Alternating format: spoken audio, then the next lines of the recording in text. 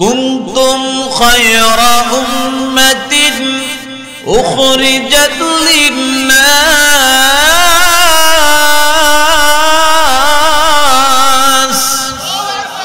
তা'মুরুনা বিল মা'রুফি ওয়া তানহাউনা 'আনিল মুনকার।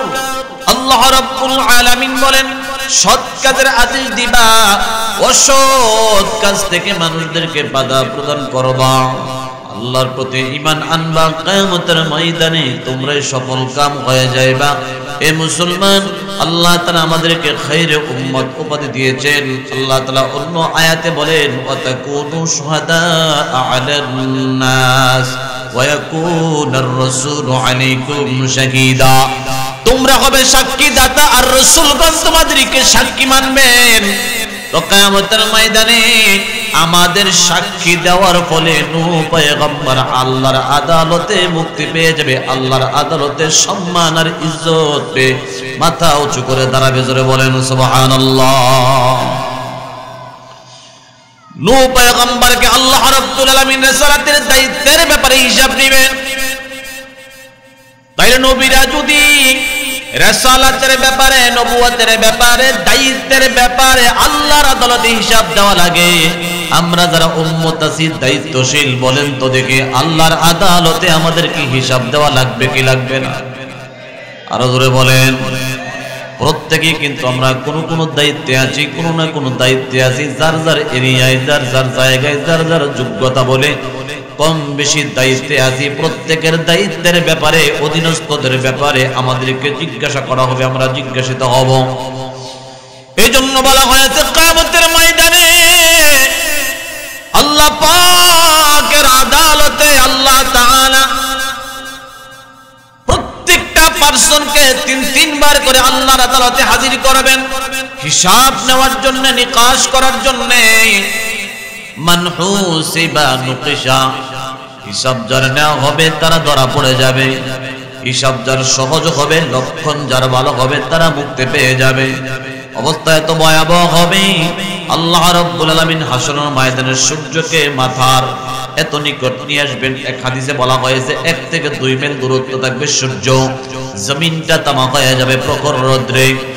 এ মুসলমান ইমানদার মানুষের শরীরের ঘামগুলো খসে খসে পড়তে পড়তে কারো হাঁটু পর্যন্ত গামের নদী হয়ে যাবে, কারো নাভি পর্যন্ত গামের নদী হয়ে যাবে, কারো বুক পর্যন্ত গামের নদী হয়ে যাবে, কারো থুতনি পর্যন্ত গামের নদী হয়ে যাবে। অনেকে গামের নদীতে হাবুডুবু খাইতে থাকবে।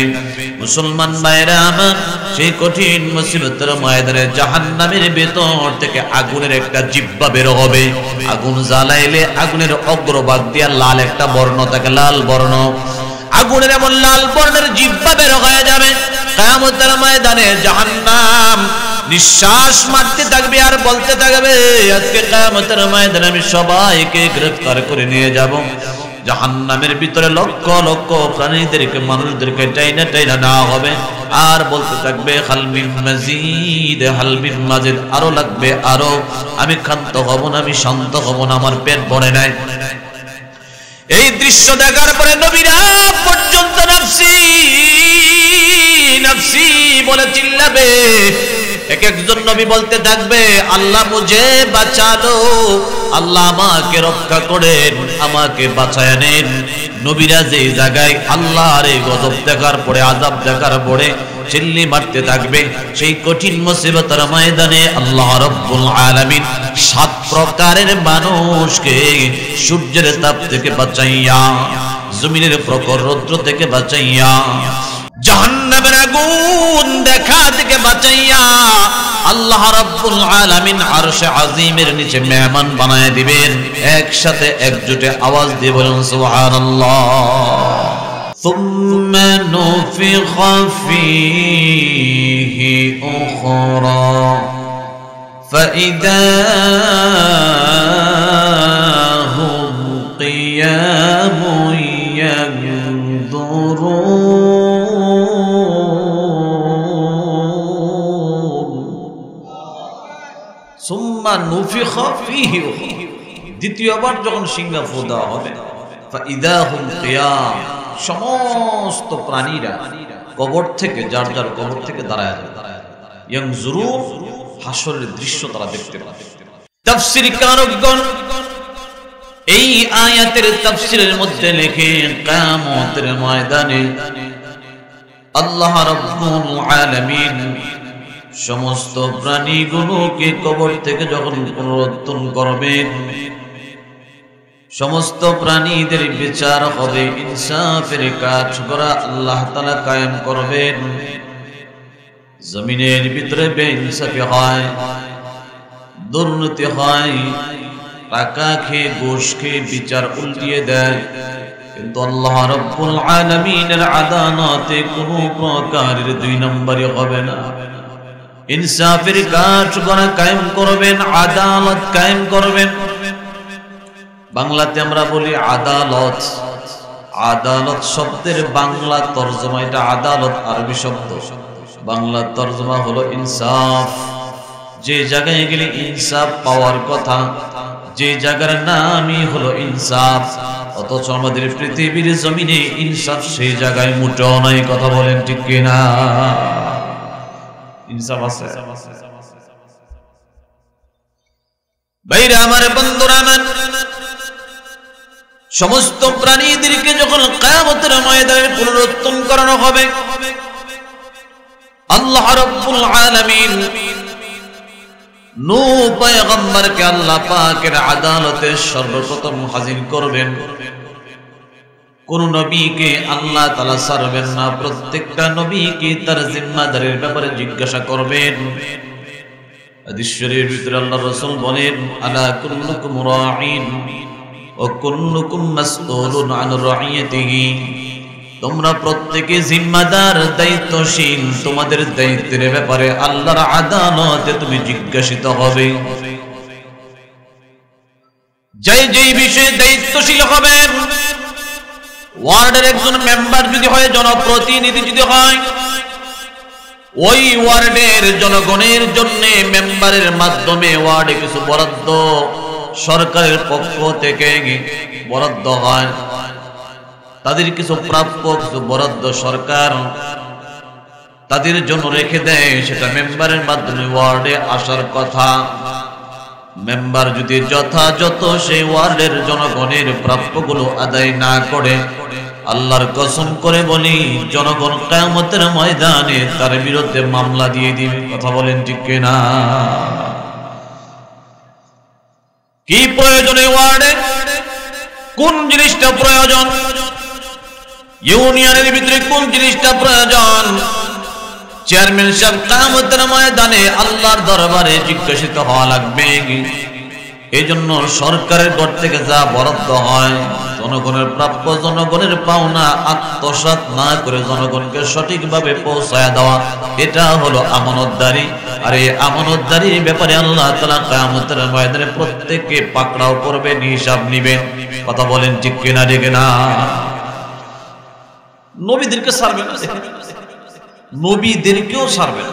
জিম্মাদারি যা দিয়েছি তাকে সঠিকভাবে আদায় করেছে। পয়গম্বর নূহ আলাইহিস সালামকে, নূহ আলাইহিস সালামের আসল নাম হলো আব্দুল গফফার। আল্লাহ রাব্বুল আলামিন কিয়ামতের ময়দানে নূহ পয়গম্বরকে জিজ্ঞেস করবেন, ও নূহ পয়গম্বর, আমি আপনাকে নবুয়তের দায়িত্ব দিয়েছিলাম, রিসালাতের দায়িত্ব দিয়েছিলাম, আমার পথ ভোলা বান্দাগুলোকে আমার দিকে নিয়ে আসার জন্য, ইসলামের দিকে ডাকার জন্য, আমি আল্লাহর দিকে ডাকার জন্য, শিরিক মুক্ত জীবন গঠনের ব্যাপারে আপনি দায়িত্ব দিয়েছি, আপনি দায়িত্ব কি সঠিকভাবে আদায় করেছিলেন? নূহ পয়গম্বর বলবে, আল্লাহ, আমি আমার দায়িত্ব যথাযথ আদায় করেছি। একদিন আর 2 দিন নয়, 1 মাস আর 2 মাস নয়, 1 বছর আর 2 বছর নয়। আল্লাহ, আমি দুনিয়ার জমিনে 950 বছর পর্যন্ত আপনার দ্বীনের দাওয়াতের কাজ করেছি, শিরকের বিরুদ্ধে বলিষ্ঠ কণ্ঠে দাওয়াতের কাজ আঞ্জাম দিয়েছি। এমনকি আমার উম্মতরা আমার প্রতি জুলুম করতে করতে করতে করতে আমাকে পাথর মারতে মারতে পাথরের স্তূপের ভিতরে ফেলে দিত। আমার স্ত্রী আমাকে তালাশ করতে বের হতো, পায় না, শেষ পর্যন্ত পাথরের স্তূপের ভিতর থেকে আমাকে উদ্ধার করে বের করে নিয়ে আসতো। আবার সুস্থ হয়ে আবার দাওয়াতের কাজ করতাম। এইভাবে 950 বছর পর্যন্ত আল্লাহ আপনার দিকে আপনার বান্দাদেরকে ডেকেছিলাম। ধরে বলেন সুবহানাল্লাহ।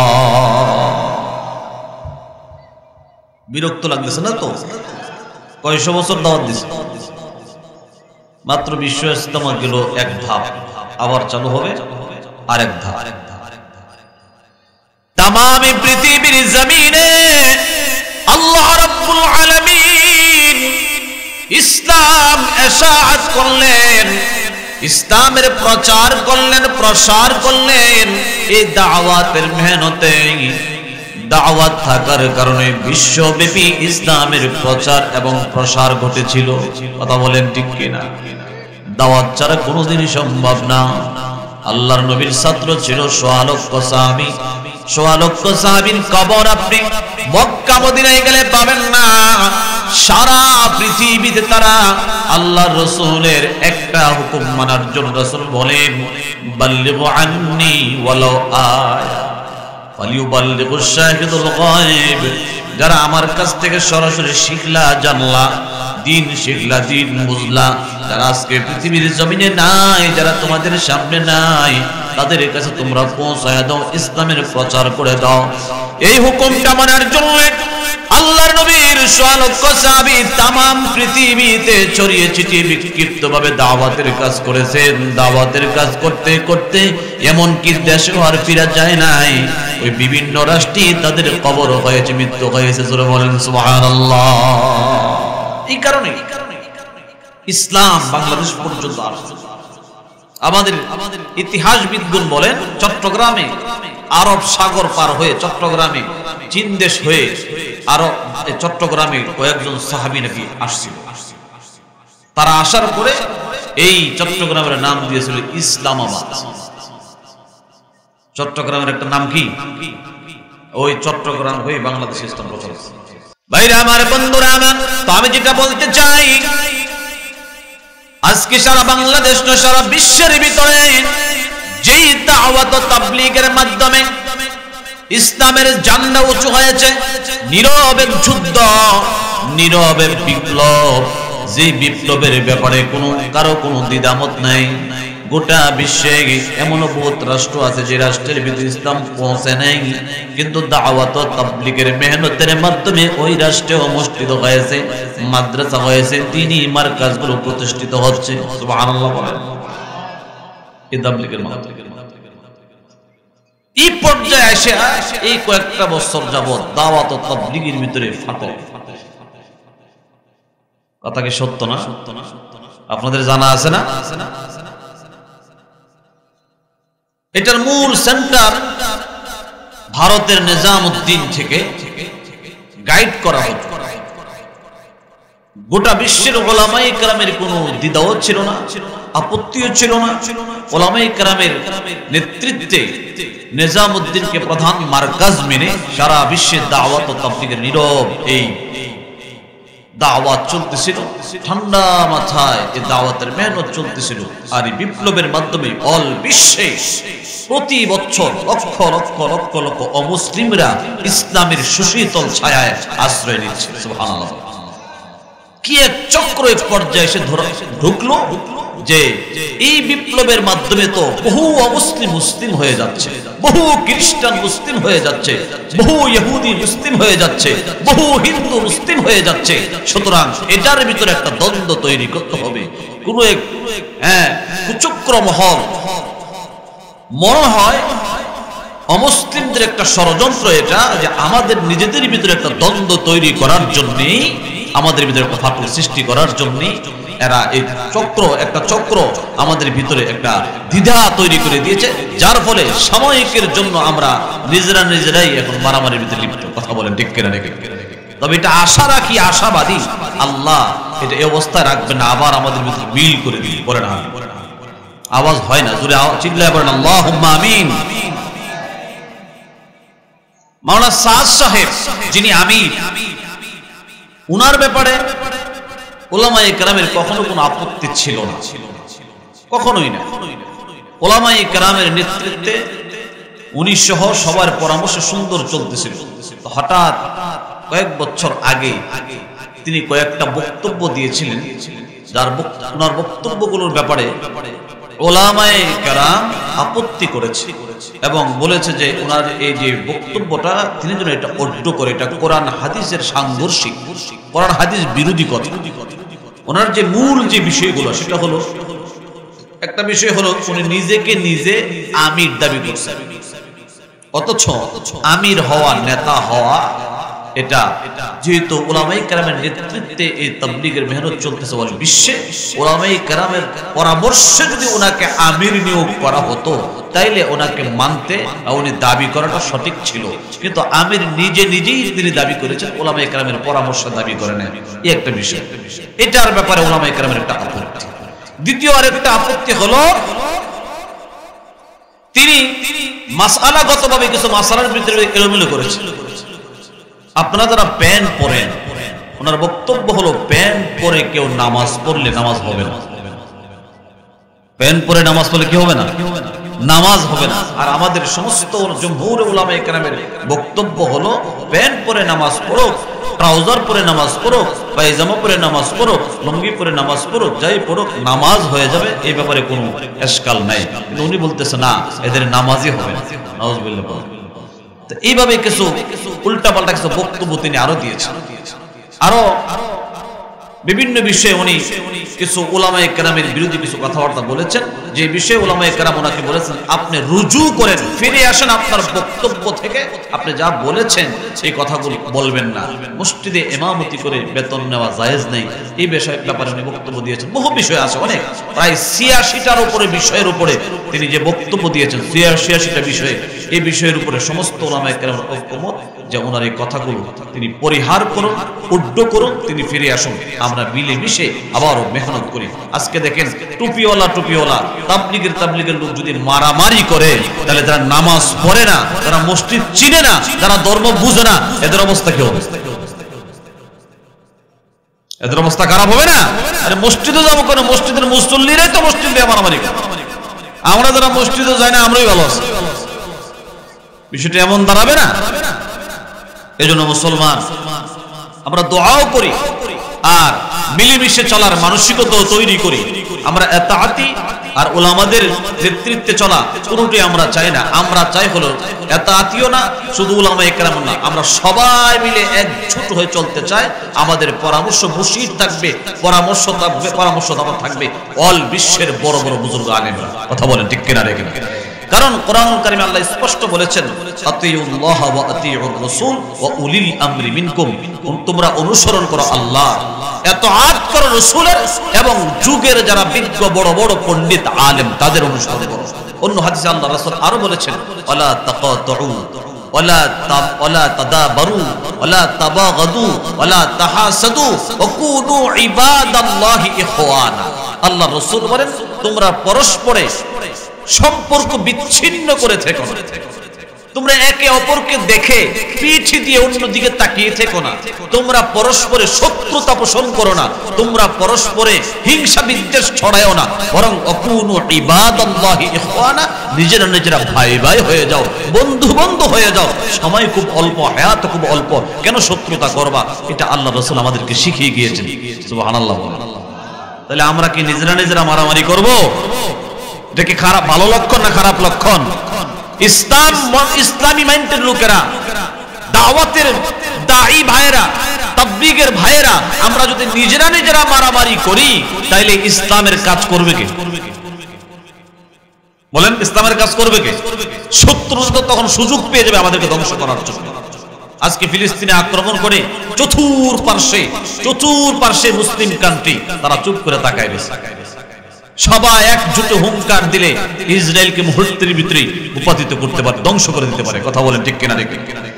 এজন্য আমাদের নিজেরা দ্বন্দ্ব, নিজেরা ফাসাদ, হিংসা, বিদ্বেষ এগুলো ছাড়তে হবে।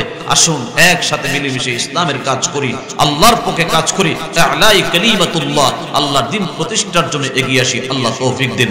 সকলে বলি আল্লাহুম্মা আমিন। আমরা আশা রাখি, আশাবাদী, আল্লাহ খুব সহজেই এবং খুব দ্রুতই আল্লাহ তাআলা একটা সুরাহা করে দিবেন। আল্লাহ কবুল করেন আমিন।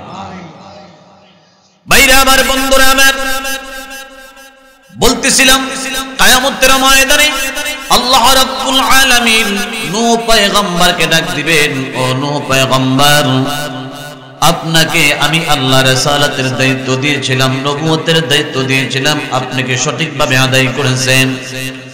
নূহ পয়গম্বর বলবেন, রব্বুল আলামিন, একদিন নয়, দুই দিন নয়, 950 বছর পর্যন্ত দাওয়াতের কাজ করেছি। আমার উম্মত আমাকে জুলুম করেছে, অত্যাচার করেছে, এরপরও ক্ষান্ত হয়নি, দাওয়াতের কাজ করেছি। উম্মতকে ডাকা হবে, ও নূহ পয়গম্বরের উম্মতেরা, তোমাদের কাছে কি আব্দুল গফফার উরফে নূহ নামক কোন নবী দাওয়াত দিয়েছে? উম্মতেরা বলবে, রব্বুল আলামিন, এই লোকটাকে আমরা কোনোদিন জমিনে দেখি নাই, আমাদেরকে কোনোদিন আপনার দিকে ডাকে নাই। নবী বলবে, দাওয়াত দিয়েছি। উম্মত বলবে, দাওয়াত দেই নাই। তখন আল্লাহ রাব্বুল আলামিন নবীকে বলবেন, আপনার পক্ষে কোনো সাক্ষী আছে নাকি? আল্লাহ রাব্বুল আলামিন সাক্ষী চাওয়ার সঙ্গে সঙ্গে নূহ পয়গম্বর বলবেন, আমার সাক্ষী হলো উম্মতে মুহাম্মাদি, মুহাম্মাদুর রাসূলুল্লাহর উম্মতেরা। জোরে বলেন না সুবহানাল্লাহ। নূহ পয়গম্বর কিয়ামতের ময়দানে সাক্ষী মানবে আমাদের। কাদেরকে? কষ্ট হইতেছে, আমরা একটু উত্তর দেন না, একটু আওয়াজ দেন না। কাকে সাক্ষী মানবে? অথচ আমরা পৃথিবীতে আসছি নূহ পয়গম্বর চলে যাওয়ার বহু হাজার বছর পর। নূহ পয়গম্বরের উম্মতেরা বলবে, এটা কেমন করে সম্ভব? আমাদের হাল জামানায় তো তারা ছিলই না, আমাদেরকে তো দেখেই নাই, তাইলে আমাদের এই ব্যাপারে তারা কেমন সাক্ষী দেয়? তারা কেমন করে সাক্ষী হয়, সাক্ষীদাতা হয়? তখন আমাদেরকে যখন ডাকা হবে কিয়ামতের ময়দানে, আমরা তখন উম্মতে মুহাম্মাদি নূহ পয়গম্বরের পক্ষে সাক্ষী দিব। আল্লাহ, আমরা কোরআনুল কারীম পড়েছি, বিশ্ব নবীর হাদিস পড়েছি, কোরআন ও হাদিস গবেষণা করে পেয়েছি, নূহ পয়গম্বর 950 বছর পর্যন্ত দাওয়াত দিয়েছে। আল্লাহ, আমরা সাক্ষী দেই নূহ পয়গম্বর সঠিক, তার উম্মতেরা বেঠিক। উম্মতকে দাওয়াত দেওয়ার পরও তারা কালিমা পড়ে মুসলমান হয় নাই। তখন কিয়ামতের ময়দানে উম্মতে মুহাম্মাদির মর্যাদা কোটি গুণে তাদের উপরে বেড়ে যাবে। জোরে বলেন সুবহানাল্লাহ। কোরআন শরীফে আল্লাহ রাব্বুল আলামিন আমাদের ব্যাপারে আয়াত নাযিল করেছেন, কুনতুম খায়রা উম্মাতিন উখরিজাত লিন-নাস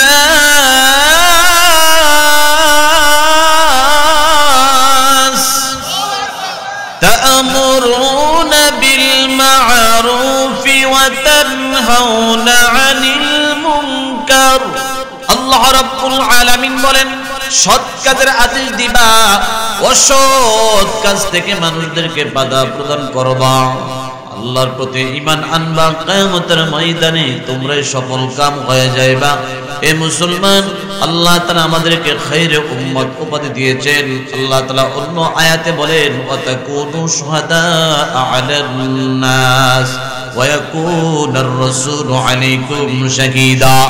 তোমরা হবে সাক্ষীদাতা আর রাসূলগণ তোমাদেরকে সাক্ষী মানবেন। তো কিয়ামতের ময়দানে আমাদের সাক্ষী দেওয়ার ফলে নূহ পয়গম্বর আল্লাহর আদালতে মুক্তি পেয়ে যাবে, আল্লাহর আদালতে সম্মান আর ইজ্জত পেয়ে মাথা উঁচু করে দাঁড়াবে। জোরে বলেন সুবহানাল্লাহ। নূহ পয়গম্বরকে আল্লাহ রাব্বুল আলামিন রিসালাতের দায়িত্বের ব্যাপারে হিসাব নেবেন। তাইলে নবীরা যদি রিসালাতের ব্যাপারে, নবুয়তের ব্যাপারে, দায়িত্বের ব্যাপারে আল্লাহর আদালতে হিসাব দেওয়া লাগে, আমরা যারা উম্মত আছি দায়িত্বশীল, বলেন তো দেখি আল্লাহর আদালতে আমাদেরকে হিসাব দেওয়া লাগবে কি লাগবে না? আরো জোরে বলেন। প্রত্যেকেই কিন্তু আমরা কোন দায়িত্বে আছি, কোন না কোন দায়িত্বে আছি, যার যার এরিয়ায়, যার যার জায়গায়, যার যার যোগ্যতা বলে কম বেশি দায়িত্বে আছি, প্রত্যেকের দায়িত্বের ব্যাপারে, অধীনস্থদের ব্যাপারে আমাদেরকে জিজ্ঞাসা করা হবে, আমরা জিজ্ঞাসিত হব। এই জন্য বলা হয়েছে কিয়ামতের ময়দানে আল্লাহ পাকের আদালতে আল্লাহ তাআলা প্রত্যেকটা পার্সনকে তিনবার করে আল্লাহর আদালতে হাজির করবেন, হিসাব নেওয়ার জন্য, নিকাশ করার জন্য। মান হুসিবা নুকিশা, হিসাব যার নেওয়া হবে তারা ধরা পড়ে যাবে, হিসাব যার সহজ হবে, লক্ষণ যার ভালো হবে তারা মুক্তি পেয়ে যাবে। অবস্থা এত ভয়াবহ হবে, আল্লাহ রাব্বুল আলামিন হাসরের ময়দানে সূর্যকে মাথার এত নিকট নিয়ে আসবেন। এক হাদিসে বলা হয়েছে 1 থেকে 2 মাইল দূরত্ব থাকবে সূর্য, জমিনটা তামা হয়ে যাবে প্রখর রৌদ্রে।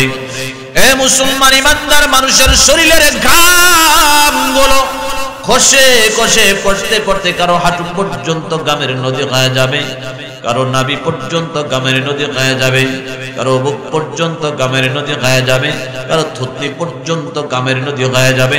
অনেকে গামের নদীতে হাবুডুবু খাইতে থাকবে। মুসলমান ভাইরা আমার, সেই কঠিন মুসিবতের ময়দানে জাহান্নামের ভেতর থেকে আগুনের একটা জিহ্বা বের হবে।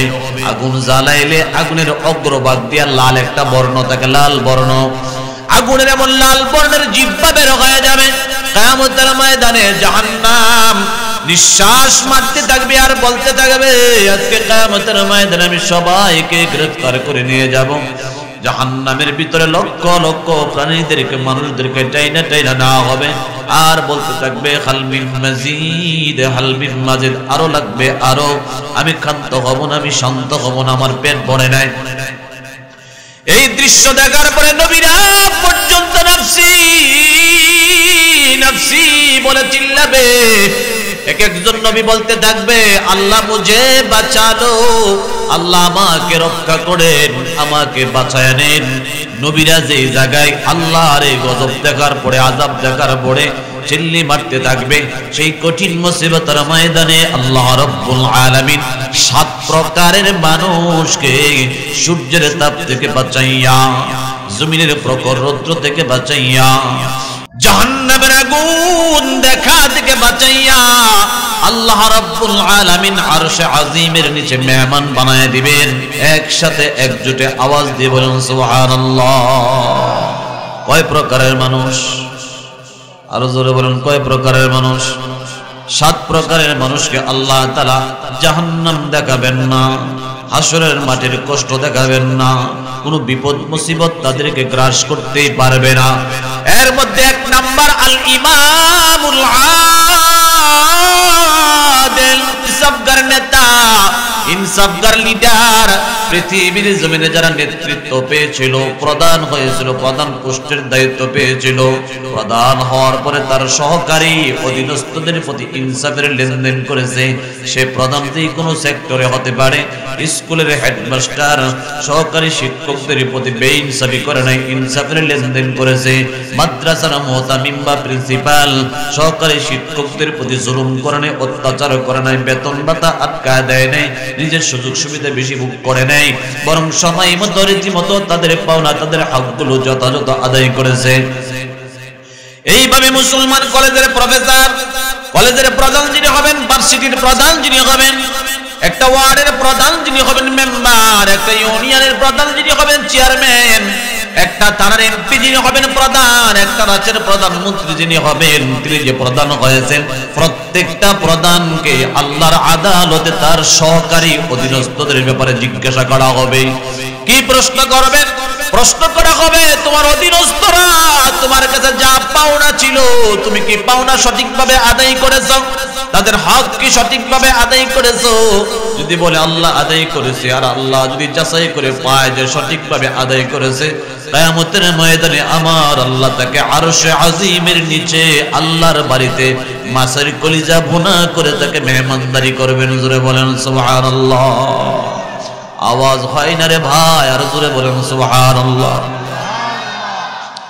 আল্লাহর বাড়িতে মেহমান হতে হলে আপনি যে একটা ফ্যামিলির প্রধান, আপনার ফ্যামিলির প্রত্যেকটা অধীনস্থ যারা আছে, সন্তান আছে, বউ আছে, বাচ্চা কাচ্চা আছে, নাতিপতি আছে, আপনি তাদেরকে টাকা দেন পোশাক কেনার জন্য, চিকিৎসার জন্য টাকা দেন, প্রাইভেটের জন্য টাকা দেন, কোচিং এর জন্য টাকা দেন, তাদের প্রয়োজনে যা যা যোগান দেওয়ার দরকার সব যোগান আপনি দেন।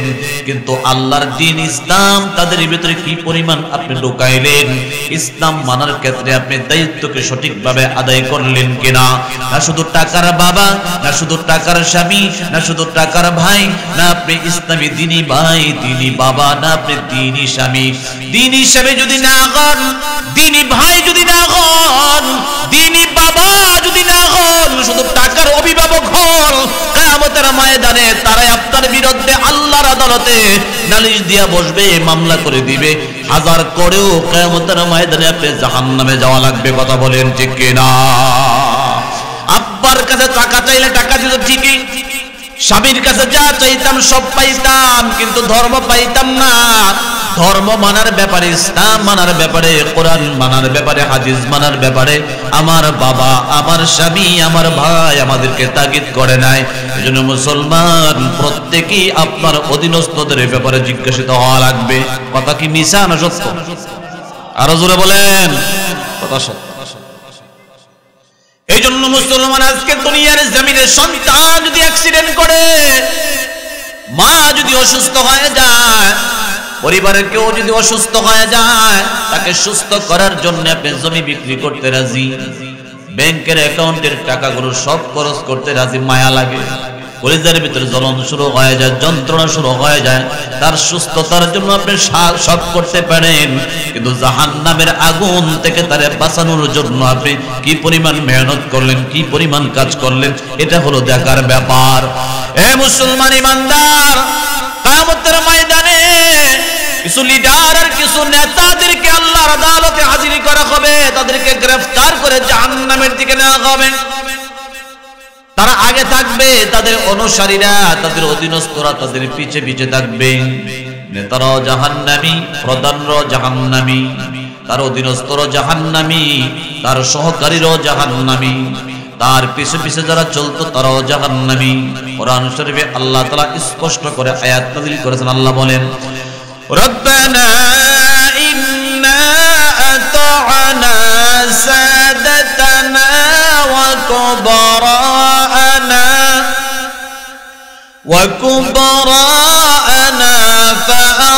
ফাআদাল্লুনা সাবিলা।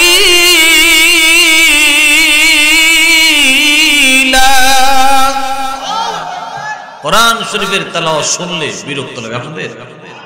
তাহলে আল্লাহ যেমন বড়, আল্লাহর কোরআনের কথাগুলো বড় কিনা? বড় না? তাহলে আমরা মুখটা বন্ধ রাখি কেন? অভ্যাস করেন না? আল্লাহু আকবার বলার অভ্যাস করেন না? সবচেয়ে বড় ইবাদতের নাম কি? আল্লাহর জিকির। সবচেয়ে বড় ইবাদত, সবকিছুর মূল হলো আল্লাহর জিকির। নামাজ কেন পড়বেন? আকিমিস সালাতা লিযিকরি, আমার স্মরণ করার জন্য নামাজ পড়ো। হজ কেন করবেন? যাকাত কেন দিবেন? সব ইবাদতের মূল হলো পদে পদে, জায়গায় জায়গায়, রীতিমতো, টাইমে টাইমে ইবাদতগুলো সেট করা হয়েছে যে সময় সময় যেন বান্দা ঘর থেকে বের হবে, আল্লাহরে ডাকো, আবার ঢুকবা, আল্লাহকে ডাকো। হজ করতে যাবে, আল্লাহকে ডাকো, আল্লাহর ডাকার জন্য হজ করতে যায়। নামাজ পড়তে যাবে, আল্লাহকে ডাকার জন্য যায়। সব ইবাদতের মূল হলো আল্লাহর জিকির। মুমিন যদি সর্বহালাতে, সর্ব অবস্থায় আল্লাহকে স্মরণে রাখে, আল্লাহর জিকিরে থাকে, তো ওই মুমিনের আশপাশেও শয়তান ভিড়তে পারে না। সুবহানাল্লাহ।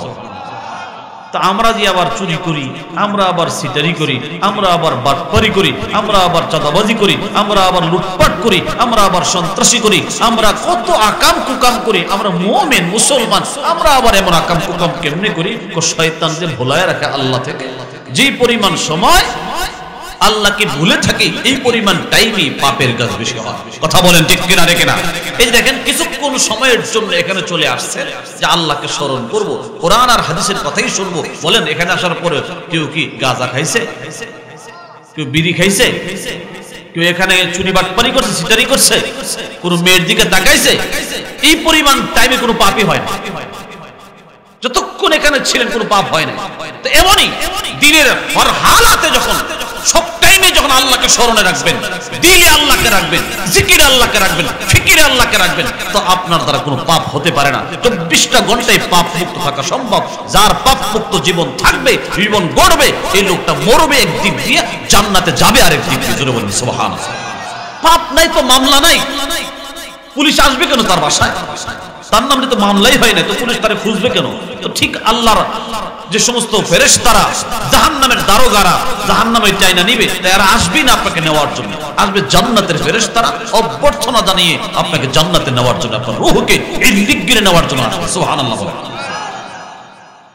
এজন্য বেশি বেশি আল্লাহকে ডাকা, ওয়াজে এসে কিছু প্র্যাকটিস করা, 1-2 ঘন্টার কি জীবন চেঞ্জ হয়। এখানে আসলে একটু পরিবর্তন, একটু লাইনে উঠায়া দেওয়া, জিকিরটা বেশি বেশি করা, কোরআন শুনবেন, আল্লাহু আকবার বলবেন। এই আল্লাহু আকবার শুধু এখানে না, বাসায় থাকলেও চলতেছেন ফিরতেছেন আল্লাহু আকবার, হাঁটতেছেন ঘুরতেছেন সুবহানাল্লাহ, কথা বলতেছেন ফাঁকে ফাঁকে আলহামদুলিল্লাহ আলহামদুলিল্লাহ, খাওয়ার মাঝে মাঝে আলহামদুলিল্লাহ, খাওয়ার শেষেও আলহামদুলিল্লাহ, কিছু পাওয়ার পরে আলহামদুলিল্লাহ, কিছু হারিয়ে গেল ইন্না লিল্লাহ। মানে সব জায়গায় কাকে স্মরণ করবে?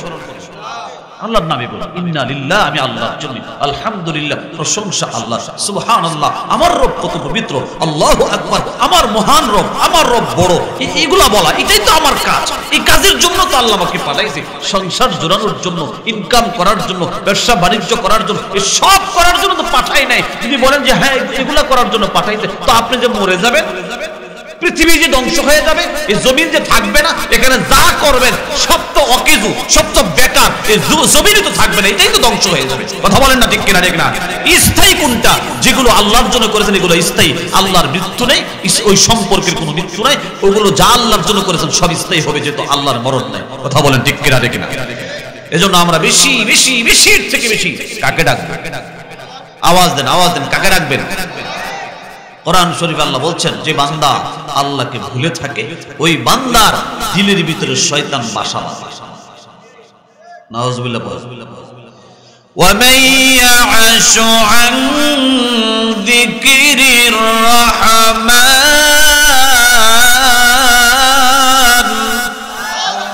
নুকাইয়িদ লাহু শাইতানান ফাহুয়া লাহু قرين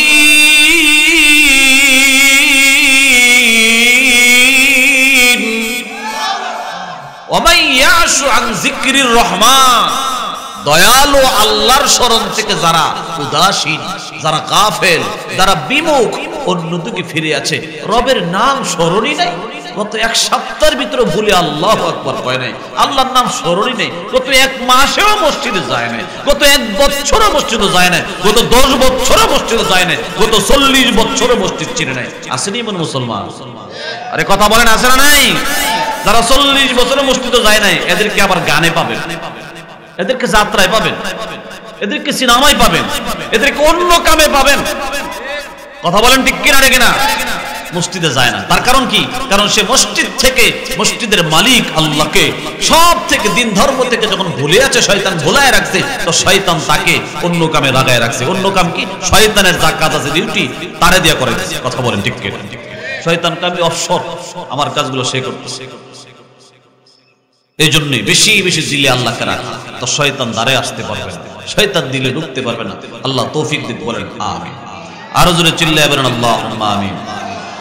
তো মুসলমান বলতেছিলাম, কিয়ামতের ময়দানে একদল ব্যক্তিদের ব্যাপারে যখন সিদ্ধান্ত হয়ে যাবে তোরা জাহান্নামী জাহান্নামী যেতে হবে, তখন তারা আল্লাহ পাকের আদালতে বলতে থাকবেন, রব্বি কারীম রব্বানা ইন্না আতা'না সাদাতানা ওয়া কুবরানা ওয়া আদাল্লুনা সাবিলা রব্বানা আতিহিম দি'ফাইন মিনাল আযাব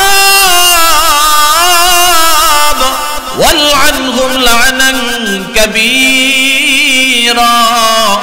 রব্বুল আলামিন না বুঝে শয়তানের ধোঁকায় পড়ে আমি আমার নেতাদেরকে মানতাম, আমার লিডারদেরকে মানতাম, তাদের পিছু পিছু চলতাম, বুঝি নাই, জ্ঞানে ধরে নাই, বুদ্ধি কম থাকার কারণে, না বোঝার কারণে আখিরাত সম্পর্কে জানতাম না।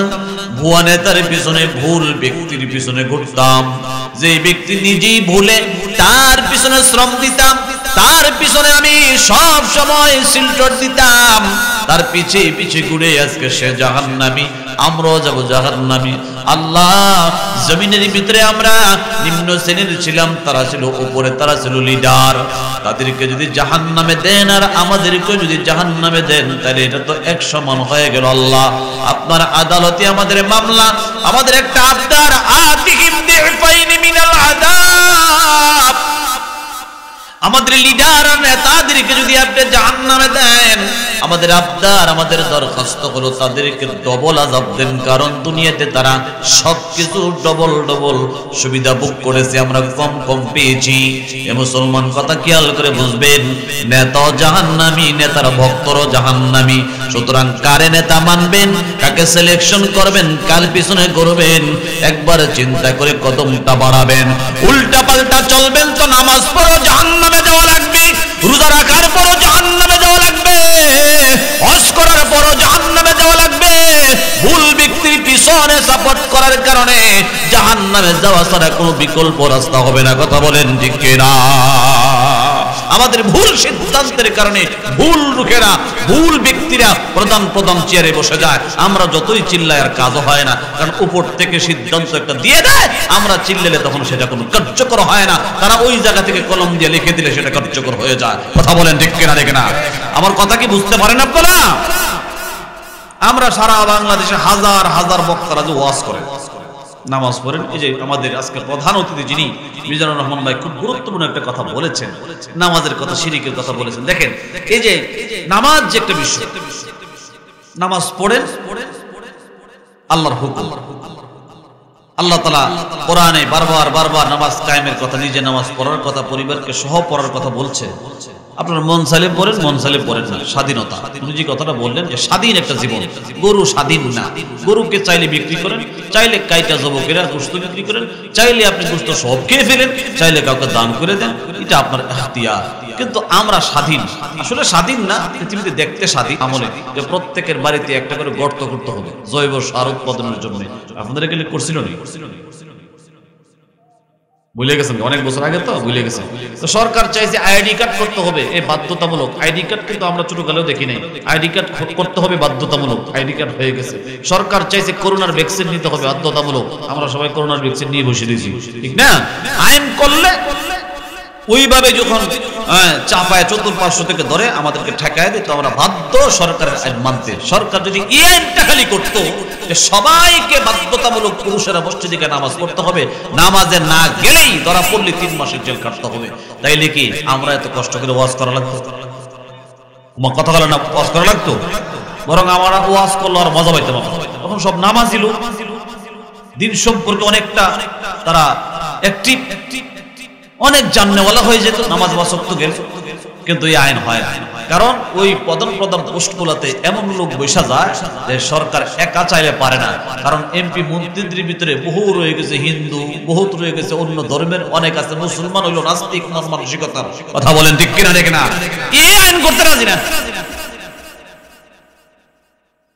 অথচ এটা একটা মামুলি ব্যাপার, সরকার চাইলে 3-4 মাসের ভিতরে সব নামাজ বানাতে পারে। এই জন্য এই কথা রাসূল বলেছেন, আলা কুল্লুকুম রাঈন ওয়া কুল্লুকুম মাসউলুন আন রাইয়াতিহি, তোমরা প্রত্যেকে দায়িত্বশীল আর প্রত্যেকের দায়িত্বের ব্যাপারে আল্লাহর আদালতে তোমাদেরকে জবাব দিতে হবে। যারা এই প্রধান চেয়ার পেয়েছে, আমাদের মুসলিম বড় বড় এমপিরা, নেতারা, যারা প্রধান প্রধান পোস্টে আছে, ওনাদের উচিত হলো এই আইনটা প্রয়োগ করা। কথা বলেন ঠিক কিনা? দেখে না, মুসলমানকে অন্তত প্রথম স্টেপ, আরে সুদঘুষের ওয়াজ পরে করেন, শিরিকের ওয়াজ পরে করেন, আগে এরা যে কোন জাতি, এরা কি মুসলমান না কোন জাতি, এটাই তো এরা বলে গেছে। আমাদের হালতে এখন এমন দাঁড়াইছে, রাসূল হাদিসে বলছেন, ইউশিকু আইয়াতি আলান নাস জামান লা ইয়াবকা মিনাল ইসলামি ইল্লা ইসমুহু ওয়া লা ইয়াবকা মিনাল কুরআনি ইল্লা রাসমুহু মাসাজিদুহুম আমিরাতুন ওয়া হিয়া খারাবুন আনিল হুদা। আল্লাহ রাসূল বলেন, অচিরে এমন একটা যুগ আসবে, লা ইয়াবকা মিনাল ইসলামি ইল্লা ইসমুহু, ইসলাম থাকবে না, শুধু ইসলামের নাম থাকবে। এখন তো আমাদের সমাজের অবস্থা এমনই। কিছুদিন আগে এক লোককে এক সাংবাদিক জিজ্ঞাসা করে, ক্যামেরা ধরছে, আবার মাইক্রোফোন ধরছে মুখের কাছে, বলেন তো দেখি আমাদের নবীর নাম কি? শেখ মুজিবুর রহমান। কোন জায়গায় দাঁড়াইছে দেখেন। এরা যে মসজিদ থেকে বিমুখ হওয়ার কারণে, মসজিদে না যাওয়ার কারণে মানুষরা যে কোন ধর্মের যে বেসিক মূল শিক্ষা কিছু জানে না। শিরিক তো কঠিন এক ব্যাপার, মামুলি সহজ সহজ ব্যাপার এগুলোই জানে না। কোরআন পড়তে জানে না, কোরআন জানে না, নামাজ জানে না, সূরা কেরাত কিচ্ছু জানে না। হাজার হাজার লক্ষ লক্ষ মুসলমান পৃথিবীতে এখন বেঁচে আছে যারা শুধু জানে যে জন্মগত মুসলমান। মুসলমানের যে বেসিক ডিউটি আছে, কাজ আছে, কোন কাজ করলে মুসলমানিত্ব থাকে আর নাইতে মুসলমানিত্বই থাকে না জানে না। কথা বলেন, কথা মিথ্যা বলেন না সত্য বললাম? হাজার হাজার মুসলমান। তো এই লোকগুলোকে আগে মসজিদে নেওয়া, মসজিদে গেলে রীতিমতো গেলে স্টেপ বাই স্টেপ আস্তে আস্তে আস্তে আস্তে ধর্মের বেসিক কিছু নলেজ জ্ঞান তাদের মাথায় ঢুকছে। এরপরে শিরকের ওয়াজ, এরপরে আরো কঠিন কঠিন বিষয়গুলো যেগুলো আছে। এই জন্য মুসলমান আমাদের অনেক সচেতন হতে হবে। এই যে আমাদের যুবকরা উদ্যোগ, খুব ভালো একটা উদ্যোগ। আপনাদের এখানে খুব জরুরি ভিত্তিতে একটা মসজিদ দরকার। কি বলেন, কথা ঠিক না? মসজিদ না থাকার কারণে আমরা দিন ধর্ম থেকে অনেক দূরে। অনেক কিছু চাইলেও আপনারা মানতে পারতেছেন না। আর অনেকে যারা এগুলো পছন্দ করেন এরা জন্য তো সুবর্ণ সুযোগ হয়ে গেছে। এই জন্য মুসলমান ভাইরা আমার, আল্লাহর নবীর এক নাম্বার হাদিসের অংশটুকু হল ইমামুল আদল। আল্লাহ পাকের আরশে আজিমের নিচে ওই ইমাম, ওই নেতা, ওই প্রধানমন্ত্রী, ওই লিডার আরশে আজিমের নিচে জায়গা পেয়ে যাবে, ইজ্জত আর সম্মান পেয়ে যাবে। যে প্রধানমন্ত্রী, যে এমপি, যে মন্ত্রী, যে চেয়ারম্যান, যে মেম্বার, যে ওয়ার্ডের মেম্বার, যে প্রধান পোস্টের প্রধান লোকটি তার অধীনস্থদের প্রতি ইনসাফ করলো, নীতি নৈতিকতা ঠিক রাখলো, আল্লাহ রাব্বুল আলামিন এমন প্রধানমন্ত্রী আর এমন প্রধান পোস্টের লোকটাকে আল্লাহ পাকের আরশে আজিমের নিচে মেহমান বানায় দিবেন। জোরে বলেন সুবহানাল্লাহ, আর জোরে চিল্লায় বলেন সুবহানাল্লাহ। ছোট্ট একটা ঘটনা আমি আপনাদেরকে শোনাই। খলিফাতুল মুসলিমিন হযরত ওমর রাদিয়াল্লাহু আনহু ইসলামের ইতিহাসে অনেক বড় একজন নেতা ছিলেন। আল্লাহর রাসূল হযরত ওমরের ব্যাপারে বলেছেন, আমার পরে যদি কেউ নবী হয়, নবী হয়তো তাইলে ওমর কিন্তু নবী হয়ে যাইত। লাউ কানা বাদি নবিয়ান লাকানা ওমর, আমার পরে যদি কেউ নবী হইতো তাইলে ওমর নবী হয়ে যাইত। ওমরের ব্যাপারে আল্লাহর রাসূল এই সার্টিফিকেট দিয়েছিলেন। যেহেতু আমি খাতামুন নবিয়্যিন, নবীদের শেষ, লা নবিয়্যা বাদি, আমার পরে কোনো নবী নাই, এই কারণে ওমর নবী হয় নাই। নবীর দরওয়াজা থাকলে নবী হওয়ার এই পথটা যদি থাকতো, সুযোগ থাকতো, তাহলে ওমর নবী হয়ে যাইত। সুবহানাল্লাহ বলেন।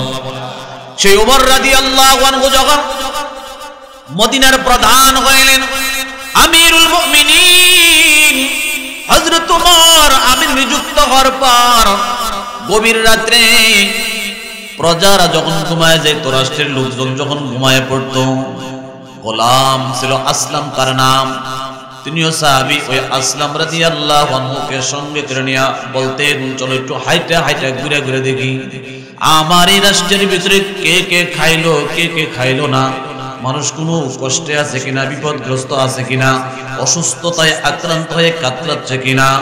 আমি যদি খোঁজ খবর না নেই সাধ্য মতো, তাহলে কিয়ামতের ময়দানে আমার দায়িত্বের ব্যাপারে আমাকে জবাব দেওয়া লাগবে। এই জন্য খলিফাতুল মুসলিমিন হযরত ওমর রাদিয়াল্লাহু আনহু গোলাম আসলামকে নিয়ে বের হয়ে গেলেন। গভীর রজনীতে ঘুরতেছেন ঘুরতেছেন, নলিতে গলিতে ঘুরতেছেন, হঠাৎ করে লক্ষ্য করে দেখেন মরুভূমির মাঝখানে আগুন জ্বলতেছে, আগুন দেখা যায়। এত রাত্রে মরুভূমির মাঝখানে আগুন কোত্থেকে আসলো? আস্তে আস্তে আস্তে আস্তে করে আসলামকে সঙ্গে করে নিয়ে মরুভূমির মাঝখানে চলে গেলেন। সেখানে গিয়ে দেখে একজন মহিলা চুলার মধ্যে আগুন জ্বালাইলো, পাতিলে কি যেন জাল করতেছে, আর দুইটা বাচ্চা বনবন বনবন করে কান্না করতেছে, মা খাবার দাও, আর সহ্য করতে পারি না, মা গো ক্ষুধার যন্ত্রণায় ঘুম আসতেছে না, একটু খাবার দাও, একটু খাবার দাও, আমরা ঘুমায় যাব খাবারকে। কিন্তু মা তাদেরকে খাবার দেয় না, শুধু চুলার মধ্যে জাল করতেছে। হযরত ওমর রাদিয়াল্লাহু আনহু নিজের পরিচয়কে আড়াল করে ওই মহিলাকে ডাক দিলেন, মা গো এই গভীর রাত্রে আপনি এই একা একা মরুভূমির মাঝখানে চুলার মধ্যে কি রান্না করেন? কেনই বা আপনার বাচ্চা দুইটা আপনার রানের উপর উপরে চোখের পানি ছেড়ে কান্না করতেছে, খাবার চাই, কারণ কি? তখন ওই মহিলাটা ডাক দিয়ে বলে, বাবা আমি আপনাকে চিনি না, আপনাকে জানি না, আপনাকে আপনার পরিচয় জানি না, আমার দুঃখের কথা আমি চাইছি সকালবেলা খলিফার কাছে গিয়ে বলবো। রাত্র হয়ে গেছে বিদায় এই মরুভূমির মাঝখানে আমি অবস্থান করেছি, সকালবেলা আমাদের খলিফাতুল মুসলিমিনের কাছে যাব। তবে যেহেতু শুনতে চেয়েছেন আমি বলতে চাই, আমার সন্তান দুইটা এতিম, তাদের বাবা মারা গেছে, আমি বিধবা, সন্তান দুইটা নিয়ে বড় বিপদে, আমার কিচ্ছু নাই, এতিম দুইটা সন্তানকে এক লুকমা খাবার দেওয়ার মতো তৌফিক আমার নাই। আজকে 3 দিন পর্যন্ত আমরা মা এবং সন্তান দুইটা না খায় রয়েছি, খোদার যন্ত্রণা সহ্য করতে পারি না, আমার সন্তানগুলো খোদার যন্ত্রণায় ঘুমায় না, এজন্য তাদেরকে ঘুম পাড়ানোর নিয়তে, ঘুম পাড়ানোর জন্য চুলার মধ্যে পাতিলে পানি বসা জাল করতেছি আর সান্ত্বনা দিচ্ছি, ঘুমায়া যা, রান্না কইরা ঘুম থেকে জাগাইয়া তোদেরকে খাওয়াবো। আসলে তো কিছুই নেই, শুধুমাত্র পানি। সন্তানগুলোকে ঘুম পাড়ানোর ভোলানোর জন্যই এই অবস্থা, এই পদ্ধতিতে আমি গ্রহণ করেছি। হযরত ওমরের দৃশ্যটা দেখার পরে চোখের পানি ছেড়ে কান্না করতে করতে করতে করতে চোখ ভিজে, গাল ভিজে, বুক পর্যন্ত ভাসায় দিলেন। গোলাম আসলামকে ডাকতে বলে, আসলাম চলো বাইতুল মাল সরকারি কোষাগারে। এই গভীর রজনীতে বাইতুল মাল সরকারি কোষাগারের ভিতরে গিয়ে আনাজ তরকারি খাদ্য শস্য 1 বস্তা প্রস্তুত করে প্যাকেট করে গোলামকে বলো, গোলাম রে এই বস্তাটা আমি খলিফার কান্দে উঠায়া দাও। সুবহানাল্লাহ, আওয়াজ দিয়ে বলুন, আর জোরে চিল্লায় বলেন সুবহানাল্লাহ। খলিফাতুল মুসলিমিন কিন্তু অর্ধ পৃথিবীর প্রধানমন্ত্রী ছিলেন, পুরো আরবের ভিতরে তার খ্যাতি ছিল, যশ খ্যাতি ছিল। খলিফাতুল মুসলিমিন হযরত ওমর রাদিয়াল্লাহু আনহু আনাজ তরকারি প্রস্তুত করে গোলাম কর্মচারীকে বলে, বস্তাটা আমার কাঁধে উঠায়া দাও। তখন গোলামটা থরথর করে কান্না করার ডাক দিয়ে বলে, আমিরুল মুমিনিন কেমন করে আপনার কাঁধে আমি বস্তা উঠায়া দেই?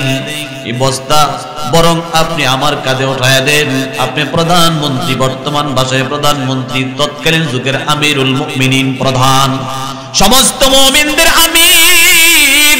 আমি কেমন করে গোলাম হইয়া আমিরের মাথার মধ্যে বোঝা উঠাইয়া দিতে পারবো না, বরং আপনি আমার মাথায় বস্তা উঠাইয়া দেন, আমি থাকতে আপনি কেন বোঝা নিবেন? তখন হযরত ওমর জবাব দিলেন, কিয়ামতের ময়দানে আমার দায়িত্বের ব্যাপারে, কিয়ামতের ময়দানে আমার আল্লাহর দরবারে আমাকে জবাব দেওয়া লাগবে, আসলাম তোমার কোনো জবাব দেওয়া লাগবে না। কথা বলেন ঠিক কিনা?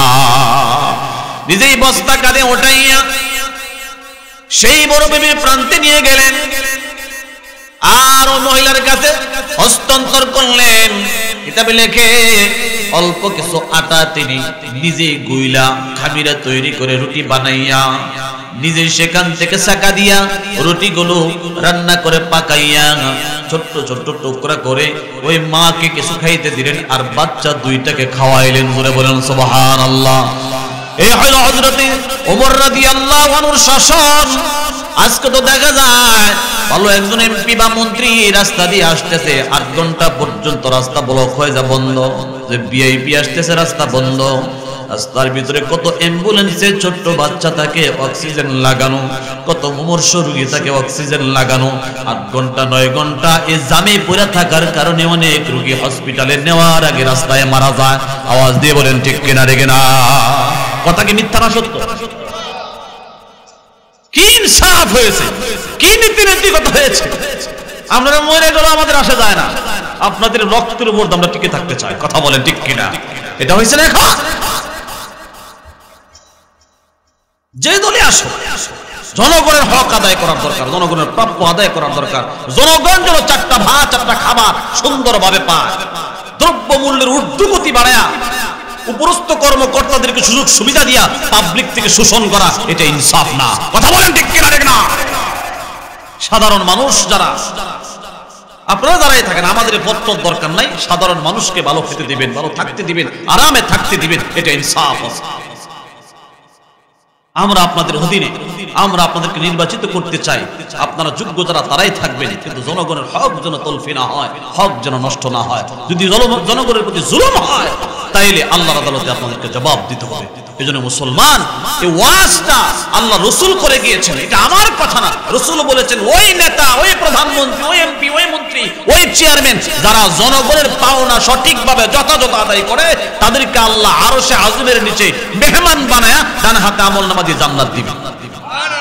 তো জান্নাতে যাওয়ার একটা রাস্তা তারা পেয়েছে, যদি তারা ওই জায়গায় ঠিক মতো ডিউটি আদায় করে। ঠিক না? ঠিক না? আর যদি উল্টা করে, যা বরাদ্দ হয় যে এই আপনাদের কড়াইলের জন্য বরাদ্দ 10 লাখ, খেয়ে পেলে 5 লাখ, আর 5 লাখ দেয়, তো এই 5 লাখের জবাব দিতে পারবে যে 5 লাখ খাইছে? আওয়াজ করেন না কে? এমন খাওয়া পিলার আছে না নাই? কথা কোন আছে না নাই? মসজিদের টাকা, মাদ্রাসার টাকা, বিধবাদের টাকা, ইতিমের টাকা, রাস্তার টাকা, ব্রিজের টাকা, কালবারের টাকা খায় না? খায় না? খায় যে কোনো বুয়া নাকি? সাংবাদিকরা বললে কোনো অসুবিধা না, আমরা তো সাংবাদিক না, তো আমরা শুধু ওয়াজের দৃষ্টিতে বলতেছি খায়েন না। যা খাইছেন খাইছেন, তওবা করেন, ফিরে আসেন, জনগণের হক আদায় করবেন। ওয়াদা দিয়েছিলেন আমি নির্বাচিত হতে পারলে, আমি এই পোস্টে যেতে পারলে আপনাদের পাশে থাকবো, আপনাদের সেবা করব। যা কইছেন তাই করেন, এর উল্টাটা কইরেন না। করলে পাবলিক হয়তো কিছু করবে না, পাবলিকের যে মালিক আল্লাহ, তিনি যে ধরবেন, ওই ধরা থেকে পৃথিবীর কেউ আপনাকে রক্ষা করতে পারবে না। কথা বলেন ঠিক কিনা? ঠিক না? ভাইরা আমার, বন্ধুরা আমার, আল্লাহ রাসূল বলেন আল ইমামুল আদিল, ইনসাফকার লিডার, ইনসাফকার নেতা যারা হবে তারা আরশের নিচে জায়গা পাবে। দ্বিতীয় নাম্বার, ওয়াশাবুন নাশআ ফি ইবাদাতি রাব্বিহ। বিরক্ত লাগতেছে? কষ্ট হইতেছে? আল্লাহর নবী বলেন ওয়াশাবুন নাশআ ফি ইবাদাতি রাব্বিহ। কিয়ামতের ময়দানে আল্লাহ পাকের আরশে আযীমের নিচে মেহমান হবে ওই যুবক, যে যুবক যৌবনকালে আল্লাহ পাকের ইবাদত করে।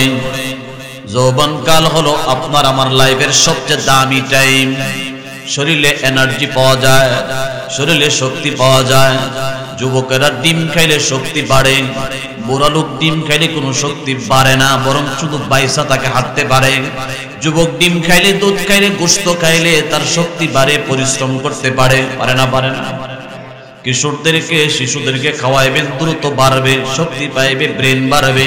কিন্তু বুড়া লোকের যতই ভালো খাওয়ার, বেশি করে দুধ খাওয়াইবেন, বেশি করে ভিটামিন খাওয়াইবেন, দেখবেন পাতলা পায়খানা হয়ে গেছে। দুর্বল না? সব তো দুর্বল, বুড়ো হয়ে গেছে। আর জোয়ান যারা খাওয়াইলে মৌসুম কি এখন 90 মিনিট দৌড়াইতে পারলে তখন আরো ডবল দৌড়াইতে পরিশ্রম করতে পারে। কারণ এই জওয়ানের যে এক বাড়তি যে এক টাইম, এটা আল্লাহ প্রদত্ত এক নিয়ামত। এই জন্য এই টাইমটা আল্লাহ পছন্দ করেন, এই টাইম আবার পৃথিবীবাসীও পছন্দ করে। ঠিক না? ঠিক না? যৌবনকালে প্রত্যেকের কাছে আপনার মূল্য আছে, আপনার দাম আছে। ক্রিকেটে, ফুটবলে, যাত্রা, গান, বাদ্য, অশ্লীলতা সব জায়গায় আপনাকে আমন্ত্রণ করে, আপনাকে ডাকে। মুসলমান ইমানদার, এই যৌবন কাল দুনিয়ার অন্য কোনো অনর্থক অপ্রয়োজনীয় কাজের জন্য আল্লাহ বানায় নাই। আল্লাহ রাব্বুল আলামিন এই যৌবনটা পছন্দ করেন। হাদিসে পাকে আল্লাহর রাসূল স্পষ্ট করে বলে দিয়েছেন যে যুবক তার যৌবনের বেসিক মূল টাইমটা আল্লাহর জন্য অক্ষ করে দিবে, আল্লাহর ইবাদতে পার করবে। এই যুবককে আল্লাহ রাব্বুল আলামিন কিয়ামতের ময়দানে আরশে আযীমের নিচে জায়গা করে দিবেন। এমন কি যে যুবক যৌবনকালে আল্লাহর ইবাদত করে, এই যুবকের ভিতরে নবীদের চরিত্র ঢুকে যায়। জোরে বলেন সুবহানাল্লাহ। দর জওয়ানি তওবা করদান, দর জওয়ানি তওবা করদান, শিওয়ায়ে পয়গম্বরি, ওক্ত পীরে গিরগে জালিম, নিশামদ পরহেজগারি।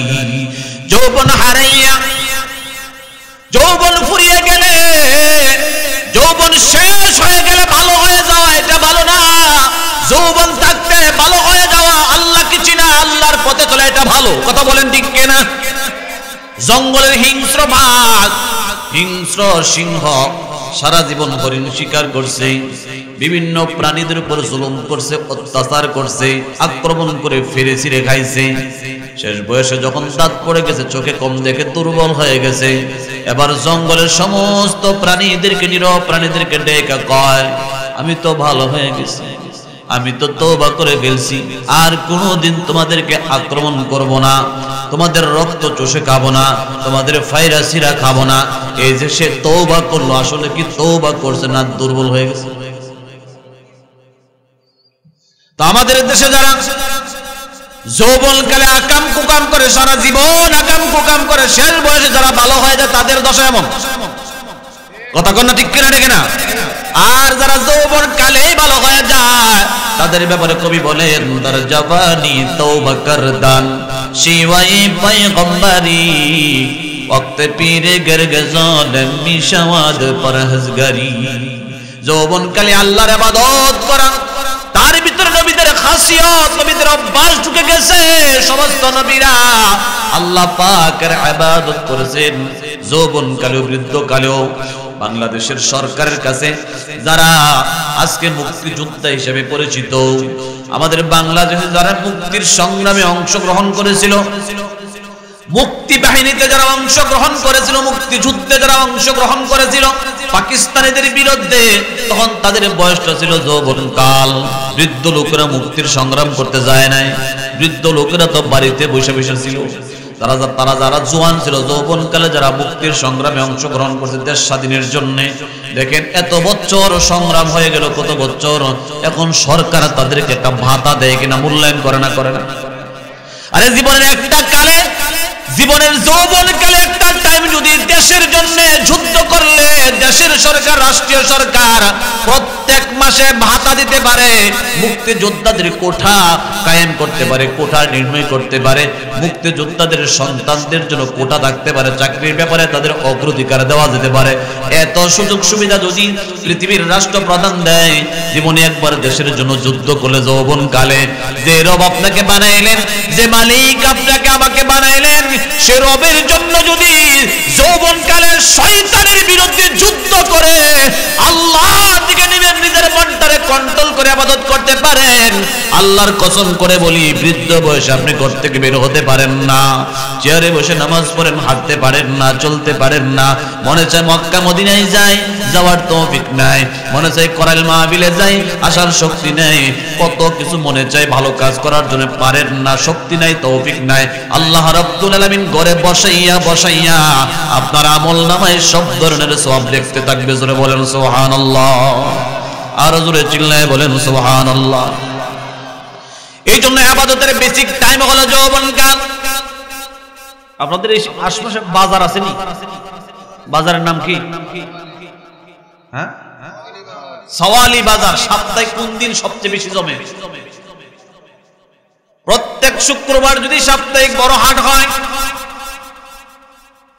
সপ্তাহে যদি বড় হাট শুক্রবার হয়, শুক্রবার দিন বড় হাটের দিন কোন দোকানদার যদি দোকান বন্ধ রাখে, যেদিন বেচা কেনা আমদানি রপ্তানি বেশি হওয়ার কথা, বেচা কেনা বেশি হওয়ার কথা, কাস্টমার জমায়েত বেশি হয়, কাস্টমার বেশি থাকে, কেনাকাটা বেশি হয়, সেদিন দোকান বন্ধ রেখে, দোকান যখন আপনি অন্য টাইমে খোলা রাখেন, সাপ্তাহিক হাটের দিন দোকান খোলা না রাখা, যখন বাজারে কোনো কাস্টমার থাকে না, বাজারে কোনো লোকজন থাকে না, তখন যদি দোকান খুলে থাকেন তাইলে আপনার ইনকাম হবে না, শুধু লস আর লস প্রজেক্টই হবে।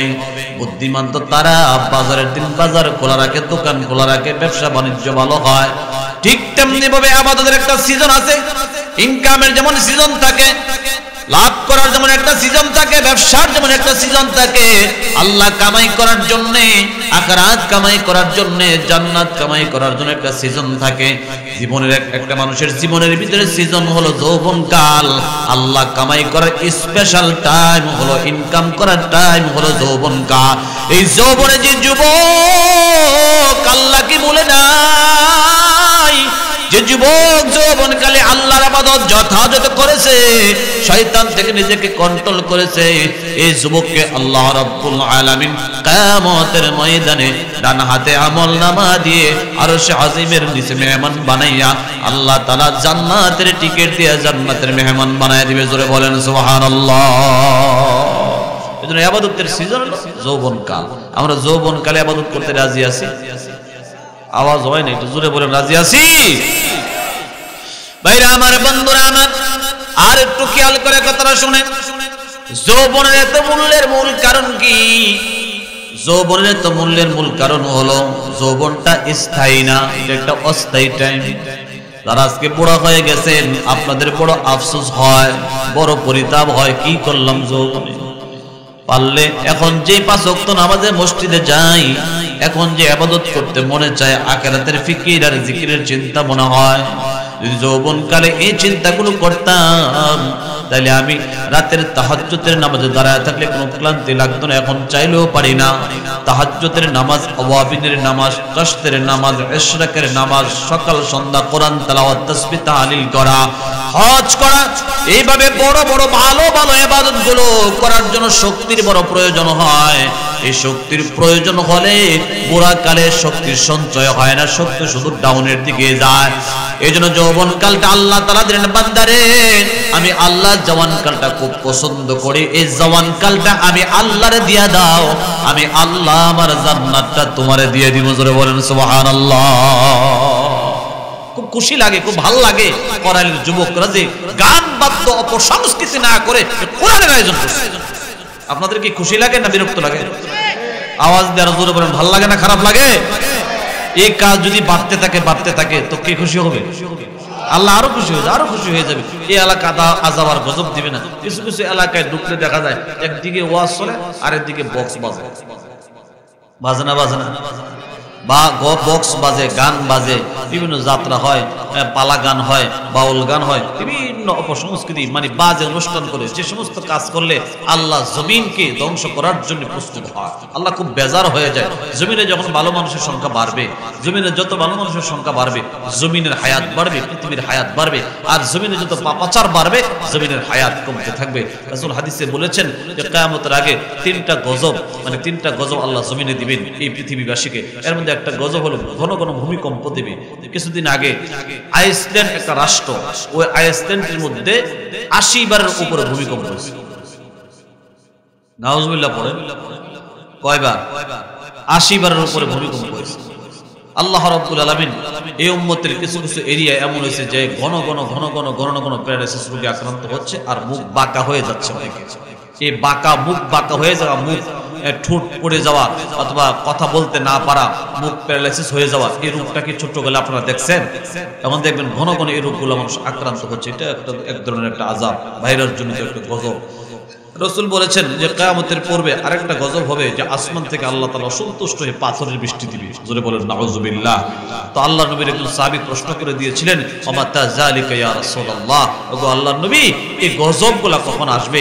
পাথরের বৃষ্টি, ভূমিকম্প, চেহারাকে বাঁকা করে দেওয়া, এগুলো কখন হবে? রাসূল বলেন 3টা পাপ যখন জমিনে বাড়বে। এর মধ্যে 1 নাম্বার হলো ইজা যাহারাতুল কিয়ান, যখন বাদ্যযন্ত্র বাড়বে, মানুষ যখন গায়ক আর নায়কের ভক্ত হবে, গায়িকা আর নায়িকাদের ভক্ত হবে, তাদের ফলোয়ার বাড়বে, তাদের পিছে পিছে দৌড়াবে। মানুষ যখন তাদের আসক্তি হয়ে যাবে, তাদের পিছে পিছে দৌড়াবে, তখন এই জমিনের ভিতরে আল্লাহ রাব্বুল আলামিন গজব রূপে ভূমিকম্প ঘন ঘন দিবে। জোরে বলেন নাউযুবিল্লাহ।